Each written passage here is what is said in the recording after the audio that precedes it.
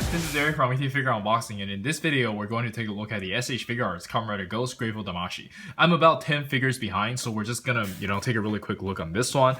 And here's the left of the box, here is the right of the box, and here is the back of the box. And that's not wasting any more time and bust this thing open. Alright, so here we have the figures still in there in the packaging, and it came with a lot of accessories. I'm really happy about this, but unfortunately I don't think they're gonna make any more Ghost figures after Deep Spectre, because the line is just not doing well. People just don't like Kamen Rider Ghost. But I don't know, I'm hopeful, so hopefully they can do a little bit more. But anyways, let's check out the figure itself. Oh yeah, and I do have the pre-order bonus. That looks pretty good, but I don't think I'm gonna use it. Alright, so here we have the figure itself, and it looks pretty good. But I gotta be honest, this is my personal opinion. I never like any Kamen Rider form that is just, combined of every single form, right?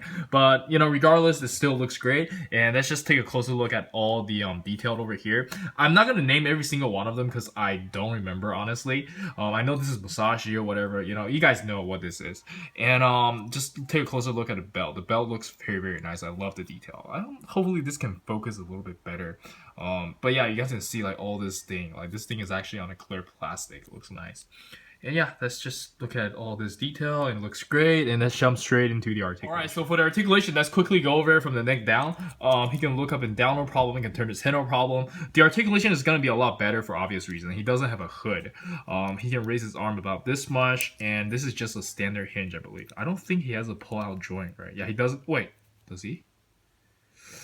Yeah, I think he can pull out a little bit. So yeah, that's cool. And you can bend about this much, and you do have the ball wrist.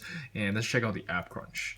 Yeah, the ab crunch is you can bend backward about this much, and you can bend forward about this much. And you can bend side to side, so that's pretty good.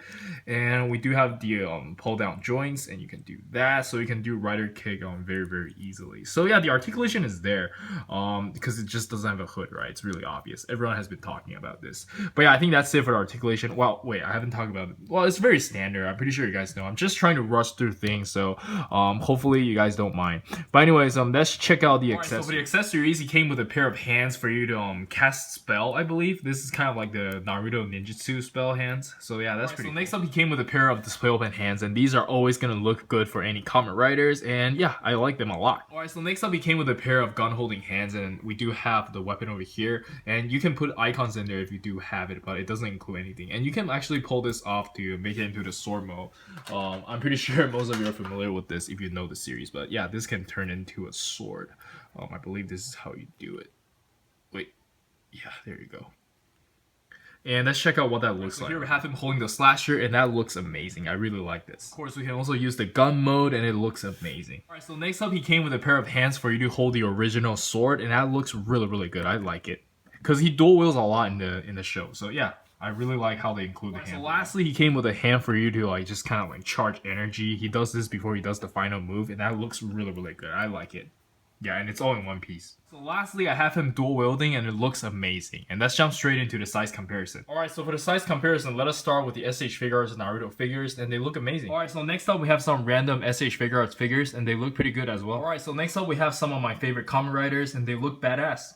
And lastly, we have some random Figma figures and Awakening Goku and Gohan. And let's jump straight into the final thoughts. Alright, so for the final thoughts, I highly recommend the figure. I know a lot of people don't like Kamen Rider Ghost, but I think this one looks pretty good. It has a lot of accessories, and the detail on it is really nice. The paintwork is really clean. Everything about it is really nice if you like Kamen Rider Ghost. But if you're not a fan, it's gonna look silly to you.